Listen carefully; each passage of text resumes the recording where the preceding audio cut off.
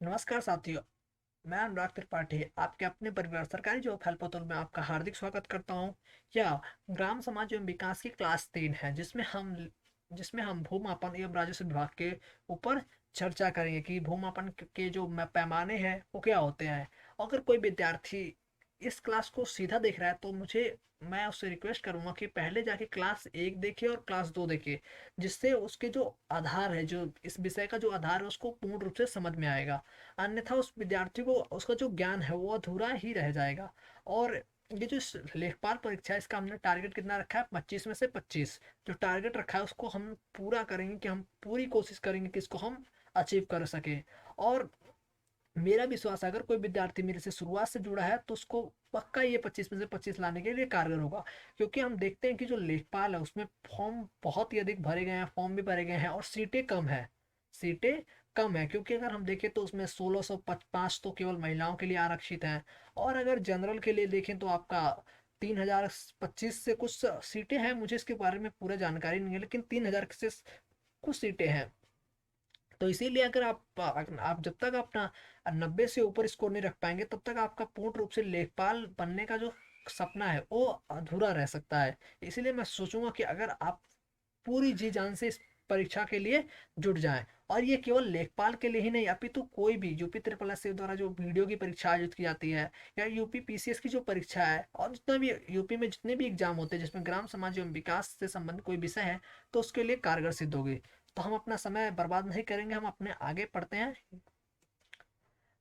ये चेहरा आपको शायद भली भांति पहचानो, शायद क्या आपको भली भांति आप जानते ही होंगे। ये हमारे देश के पूर्व राष्ट्रपति एपीजे अब्दुल कलाम जी हैं।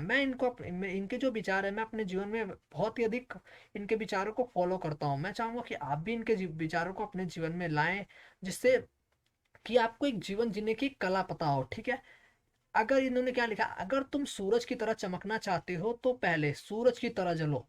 मतलब अगर कोई व्यक्ति अगर देखता है कि हाँ सूरज चमकता है, तो उसके उसको दिखता है सूरज चमकता है, लेकिन उसकी तरह अंदर जितना जल रहा है जो सूरज वो नहीं दिखता है। तो उसी प्रकार से अगर मैं कोई विद्यार्थी अगर है जो गवर्नमेंट एग्जाम की जॉब की तैयारी कर रहा है, तो सोचता है कि गवर्नमेंट जॉब की एग्जाम मैं आसानी से निकाल दूंगा, लेकिन नहीं। अगर आप चाहते हैं कि आप गवर्नमेंट जॉब की एग्जाम की जो है उसको निकाले, तो आपको पहले सूरज की तरह जलना पड़ेगा, तभी आप चमकेंगे। ठीक है। तो मुझे लगता है कि आप लोग भली भांति समझ चुके होंगे।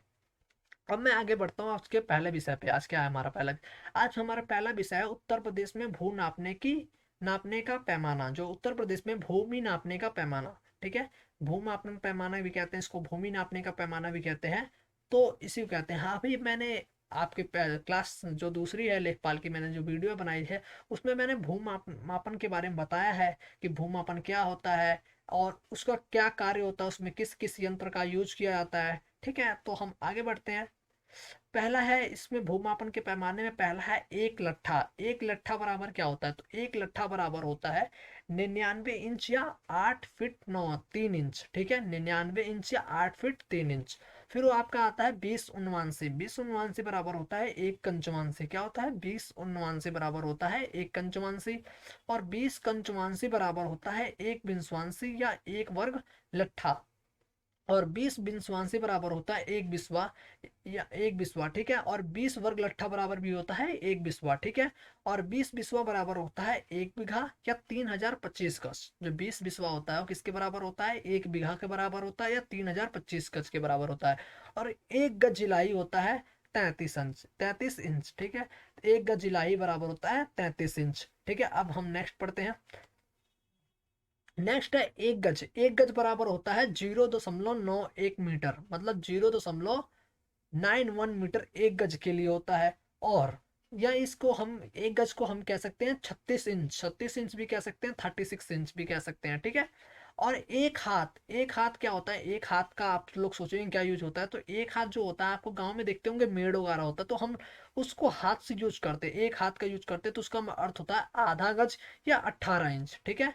आधा गज या 18 इंच। और एक कच्चा बीघा, जो एक कच्चा बीघा होता है, जो ग्रामीण क्षेत्र से जो संबंधित विद्यार्थी होगा वो एक कच्चा बीघा या पक्का बीघा वो जानता होगा विद्यार्थी। तो जो एक कच्चा बीघा होता है वो होता है 1008 गज 3 फुट कितना होता है, 1008 गज 3 फुट, या आप देख सकते हैं 62/3 या 843 वर्ग मीटर होता है। अब नेक्स्ट देखेंगे एक पक्का बीघा क्या होता है। एक पक्का बीघा में होता है 3025 वर्ग गज। 3025 वर्ग गज क्या, 1 एकड़। 1 एकड़ ही हम कहते हैं, पक्के बीघे को ही हम 1 एकड़ कहते हैं। और 1 हेक्टेयर में कितना होता है, तो आप एकड़ में मत याद करिए, मैंने लिख दिया एकड़ में, ये आपकी जानकारी के लिए अच्छा है कि 1 एकड़ में होता है 2.47 लेकिन हमेशा 1 एकड़ में पूछता है कि कितना वर्ग मीटर होता है, तो हमें याद रखना है एक एकड़, सॉरी 1 हेक्टेयर में 10,000 वर्ग मीटर होता है। ठीक है, अब हम नेक्स्ट देखेंगे क्या है, राजस्व विभाग। राजस्व विभाग क्या होता है इसके बारे में हम जानकारी करेंगे। राजस्व विभाग होता है जो राजस्व संबंधित होता है, जो गांव में जो कर वगैरह संबंधित होता है। राजस्व का शाब्दिक अर्थ ही होता है कर। ठीक है, कर विभाग कह सकते हैं, इसीलिए हम इसको कहते हैं कर विभाग से, इसको कर विभाग से परिवर्तित करके इसको राजस्व विभाग कर दिया गया। ठीक है, अब देखेंगे राजस्व विभाग क्या होता है उत्तर प्रदेश में, कैसे आया। तो उत्तर प्रदेश में राजस्व विभाग में राजस्व सचिव शाखा के तहत 5 विभाग अध्यक्ष कार्य करते हैं। जो राजस्व विभाग होता है उसमें 5 जो विभाग अध्यक्ष होते हैं, जो सभी विभाग अलग अलग होता है, सबका विभाग अलग अलग होता है, तो उसमें 5 विभाग अध्यक्ष के रूप में कार्य करते हैं। तो हमें मुख्य रूप से राजस्व परिषद पढ़ना है। ठीक है, क्योंकि ये जो हमारा जो क्या है राजस्व लेखपाल है, तो हमें राजस्व के बारे में ही सारी ज्ञान अर्जित करना है। जो ज्ञान लेना है हमें राजस्व विभाग के बारे में ज्ञान बताना है इसमें। लेकिन हम 5 विभाग मैंने लिख दिया जिससे आपको नॉलेज आपको काम आ सके, इसको जो आगे है कभी किसी मुख्य परीक्षा में काम आ सकता है। तो हम पहले देखेंगे 5 विभाग कौन सा है। पहला विभाग है राजस्व परिषद। आपको पता है जो राजस्व परिषद क्या होता है, जो राजस्व संबंधित होता है। दूसरा होता है चकबंदी आयुक्त। चकबंदी आयुक्त आपको पता है जो चकबंदी योजना के तहत जो लाई गई थी उसका जो कार्य होता है चकबंदी आयुक्त होता है। राहत आयुक्त निदेशक। राहत आयुक्त निदेशक होता है कि अगर गाँव में किसी बाढ़ बाढ़ आ गया या कोई अन्य चीज आ गई, बाढ़ या कोई अन्य प्राकृतिक आपदा आता है, तो किसके अंडर में होता है, राहत आयुक्त निदेशक होता है, वो उसका जो मतलब जानकारी लेता है। भूमि आधिपत्य प्रमुख। जो भूमि आधिपत्य प्रमुख होता है, जो जिस पर अगर कोई गांव में कोई छोटा किसान होता है तो होता है, और अगर उसकी भूमि पर कोई कब्जा कर लेता है तो ये किसकी जानकारी में आएगा, ये किसके अंडर में आएगा, तो भूमि आधिपत्य जो प्रमुख होता है उनके अंडर में इस केस को लाया जाएगा। और होता है संपादक जिला गैजेटियर। जो संपादक जिला गैजेटियर होता है, मतलब जिला में जो कुछ हो रहा है उसके बारे में इसको पूर्ण जानकारी लेना ही गैजेटियर का कार्य होता है। ठीक है, और इन जो सभी विभागों का मुख्यालय कहाँ पे होता है, लखनऊ में। इसलिए मैंने इसको अंडरलाइन इसलिए किया है क्योंकि इन सभी अगर आपको पूछ लिया जाए राजस्व विभाग का मुख्यालय कहाँ पे होता है, तो आपको पता होना चाहिए राजस्व विभाग का मुख्यालय लखनऊ में होता है। और जो आपका न्यायिक होता है वो इलाहाबाद में होता है। आपको भी पता होगा कि आपका उत्तर प्रदेश का जो हाई कोर्ट है वो कहाँ पे है, इलाहाबाद में है। ठीक है, अब हम आगे चर्चा करते हैं राजस्व परिषद क्या होता है। तो हम राजस्व परिषद के बारे में चर्चा करेंगे, राजस्व परिषद क्या होता है। तो इलाहाबाद सॉरी उत्तर प्रदेश में राजस्व परिषद की स्थापना सन 1831 में इलाहाबाद में तत्कालीन में विद्यमान एवं प्रचलित पूर्ण व्यवस्थाओं को समाप्त करके की गई थी। मतलब उत्तर प्रदेश में जो राजस्व परिषद की स्थापना हुई थी वो 1831 में इलाहाबाद में की गई थी। और उस समय जो पूर्ण जो उत्तर प्रदेश का नाम था संयुक्त प्रांत, तो उस समय जितने भी प्रचलित जो पुरानी जो मतलब जो तत्कालीन जो व्यवस्था थी उसको समाप्त करके ये जो परिषद जो शासन में महत्वपूर्ण रूप में इकाई, ये से यह परिषद शासन में महत्वपूर्ण इकाई के रूप में कार्यशील है। मतलब तब से जो ये है, मतलब जो प्राचीन जो व्यवस्था थी उसको समाप्त करके राजस्व परिषद की स्थापना की गई, और तभी से ये जो पूरे जो शासन में ये महत्वपूर्ण इकाई के रूप में तभी से कार्य कर रहा है। सन 1932 में बरकत बरकत को नया तहसीलदार और ओ तहसीलदार की नियुक्ति तथा स्थानांतरण करने तथा जिला अधिकारी और मंडल आयुक्तों के कार्य पर नियंत्रण अधिकार प्रदान किया गया। मतलब आपको ओ तहसीलदार की तरह जगह आप उप तहसीलदार लिख लीजिएगा। ठीक है, ये गलती से लिख दिया गया है। तो इसमें बताया कि सन 1932 में मतलब इनको जो तहसीलदार और नायब तहसीलदार की नियुक्ति की गई थी। मतलब जो नायब नियुक्ति की गई तथा स्थानांतरण करने तथा जिला अधिकारी और मंडल आयुक्त के कार्य पर नियंत्रण अधिकार प्रदान किए गए। मतलब जो तहसीलदार, आपको पता है जो तहसीलदार होता है किसके अंडर में काम करता है, जिलाधिकारी के अंडर में काम करता है, या मंडल आयुक्त के अंडर में काम करता है। तो इसी को बताया गया कि जो नियंत्रण कौन करेगा इसके ऊपर, जिलाधिकारी या मंडल आयुक्त जो है वो नियंत्रण करेगा। 1947 में स्वतंत्रता प्राप्ति के बाद न्याय तथा प्रशासनिक व्यवस्था को अलग कर दिया गया। जो आपकी 1947 में जब हमें स्वतंत्रता प्राप्त हुई, तो उत्तर प्रदेश में जो राजस्व परिषद का जो न्याय है और जो प्रशासनिक व्यवस्था है उसको अलग कर दिया गया था। तो मैंने आपको पहले बताया था कि जो न्याय व्यवस्था है वो कहाँ पे है, आपके इलाहाबाद में, आप सभी को पता भी होगा। ठीक है। न्याय कार्यों का मुख्यालय इलाहाबाद में तथा इलाहाबाद तथा प्रशासनिक कार्यों का मुख्यालय लखनऊ में रखा गया। जो न्याय कार्यों का जो मुख्यालय है वो इलाहाबाद में, तथा जो प्रशासनिक जो कार्य होते हैं, जितने भी राजस्व संबंधित जो कार्य होते हैं वो कहाँ पे जाते हैं, लखनऊ में होता है। ठीक है। अब देखिए, राजस्व परिषद का संगठन या संरचना, जो राजस्व परिषद का संगठन है और जो संरचना है उसके ऊपर हम चर्चा करेंगे। तो राजस्व परिषद क्या होता है, राजस्व परिषद में आपका होता है एक एक न्यायिक सदस्य होता है और एक प्रशासनिक सदस्य होता है। क्या होता है, एक न्यायिक और एक प्रशासनिक। न्यायिक सदस्य में क्या होता है, मंडलायुक्त होता है, अपर मंडलायुक्त होता है, तीसरा होता है जिलाधिकारी होता है, चौथा होता है अपर जिलाधिकारी होता है, पांचवा होता है उप जिलाधिकारी होता है, फिर तहसीलदार होता है, फिर सातवां हो जाएगा नायब तहसीलदार होता है, फिर आठवां हो जाता है राजस्व निरीक्षक, इसी को हम कहते हैं कानूनगो। कानूनगो इसी कहते हैं, राजस्व निरीक्षक को कहते हैं कानूनगो। जो लेखपाल ही होता है, जब लेखपाल का जब प्रमोशन होता है तो राजस्व निरीक्षक के ऊपर पद पे जाता है। तो और नवा आता है आपका लेखपाल। जो न्यायिक जो सदस्य होते हैं कौन होते हैं, पहला होता है मंडलायुक्त। मंडलायुक्त पता है, जो आपको जितना भी मंडल आता है उसके अंडर में आता है। फिर अपर मंडलायुक्त होता है जो उसके नीचे कार्य करता है। फिर जिला अधिकारी होता है जो जिला स्तर पे एक का अधिकारी होता है। अब अपर जिलाधिकारी हम अपर जिलाधिकारी जो मतलब सहायक जिलाधिकारी हम उसी को कहते हैं। और उप जिलाधिकारी जो होता है, जो एसडीएम होता है, उसको हम उप जिलाधिकारी कहते हैं। तहसीलदार होता है, फिर नायब तहसीलदार होता है जो उसके नीचे होता है। उसके देखिए, नायब तहसीलदार और तहसीलदार का जो ग्रेड होता है एक ही होता है। और नायब तहसीलदार होता है ग्रेड एक ही होता है, लेकिन जो उसकी अगर आप पीसीएस में हैं तो अगर आपकी कुछ रैंक कम आती है तो आप नायब तहसीलदार के पद पे जाते हैं। और रैंक एक ही होता है, लेकिन बस थोड़ी पावर का फर्क होता है। और जो नायब तहसीलदार है वो प्रमोशन होकर तहसीलदार के पद पे जाता है। और इसके बाद आता है आपका राजस्व निरीक्षक होता है। और आपको पता है नवा आपका लेखपाल होता है। ठीक है। अब हम आगे चर्चा करेंगे। प्रशासनिक का मैंने इसलिए लिखा क्योंकि प्रशासनिक आपके लिए ज्यादा महत्वपूर्ण नहीं है, न्यायिक जो है वही आपका जो महत्वपूर्ण पहलू है वही है। ठीक है। अब आता है राजस्व विभाग द्वारा किए जाने वाले मुख्य क्रियाकलाप क्या है। जो राजस्व विभाग द्वारा जो किए जाने वाले मुख्य क्रियाकलाप हैं वो क्या है। तो पहला क्रियाकलाप आता है भूमि सुधार कार्यक्रम। जो भूमि सुधार कार्यक्रम है वो क्या होता है, इसके बारे में हम चर्चा करेंगे। पहला है इसका पॉइंट क्या है, उत्तर प्रदेश में राजस्व संहिता 2006, जो उत्तर प्रदेश में जो राजस्व संहिता है उसके ये जो है राजस्व संहिता 2006 से है। तो अगर आपको पूछ लिया जाए कि उत्तर प्रदेश में जो भूमि सुधार कार्यक्रम है वो कब से लागू किया गया था, तो उत्तर प्रदेश राजस्व संहिता 2006 के द्वारा इसमें लागू किया गया था। जिसमें बताया गया था कि 2006 में कृषि योग्य भूमि पट्टे पर आवंटित करने के लिए संघ के सशस्त्र बल में सक्रिय सेवा में रहते हुए जिनकी मृत्यु हुई, ऐसे व्यक्ति के परिवारजनों को प्रथम प्रथम वीर्यता वीर्यता विजेता की जगह वीर्यता लिख दीजिएगा। वीर्यता एवं संघ के सशस्त्र बलों में सक्रिय सेवा में रहते हुए पूर्ण विकलांग व्यक्तियों को द्वितीय वीर्यता, विजेता लिख दिया गया, यहाँ पे वीर्यता लिख दीजिएगा। वीर्यता प्रदान की गई। मतलब क्या होता है, जो भूमि सुधार कार्यक्रम के तहत क्या हुआ था, अब मैं बताता हूँ, इसको विस्तार में समझाता हूँ आपको। उत्तर प्रदेश में क्या हुआ था, जो भूमि सुधार कार्यक्रम लागू किया गया था, कब लागू किया गया था, राजस्व संहिता 2006 के तहत लागू किया गया था। इसमें बताइए, जो कृषि योग्य जो पट्टे पर आवंटित करने के लिए संघ, मतलब जो कृषि जो भूमि है, जो कृषि भूमि है, जो पट्टा है, भूमि का मतलब होता है पट्टा भी होता है और भूमि भी एक ही होता है। तो जिसमें सशस्त्र बल मतलब जो सैनिक रूप जो सेना में जो व्यक्ति कार्य कर रहा है या सक्रिय सेवा में रहते हुए जिनकी मृत्यु हो जाती है, तो हमें उसको पहले वीरता देना, मतलब हमें उसको हमेशा आगे रखना है। और जो सैन्य सक्रिय सशस्त्र बल में सक्रिय सेवा में रहते हुए पूर्ण रूप से विकलांग हो गया, मतलब विकलांग हो गया, वो किसी काम की नहीं है, तो हमें उसे दूसरी वीरता प्रदान की गई है, हमें प्रदान करना है, प्रदान की गई है। ठीक है। अब आता है तहसील दिवस। तहसील दिवस आपका बहुत ही महत्वपूर्ण है, ये पूछा गया था प्रश्न है। ये आपका चकबंदी लेखपाल में पूछा गया प्रश्न है, इसीलिए मैंने इसको रखा है। तहसील दिवस भी आपका राजस्व जो लेखपाल सॉरी राजस्व विभाग द्वारा आयोजित किया जाता है एक कार्यक्रम है।